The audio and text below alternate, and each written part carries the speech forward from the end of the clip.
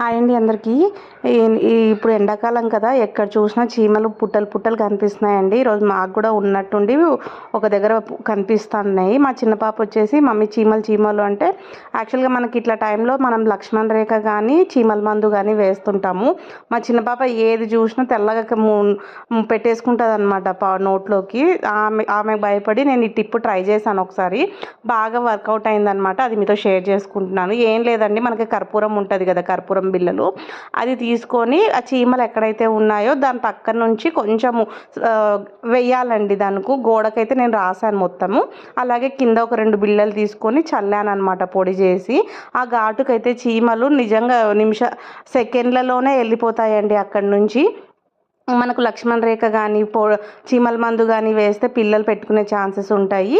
ఈ టిప్ అయితే ఒకసారి ట్రై చేయండి, ఖచ్చితంగా యూజ్ అవుతుంది. నచ్చితే వీడియో లైక్ చేయండి, షేర్ చేయండి, సబ్స్క్రైబ్ చేయండి. Thank you.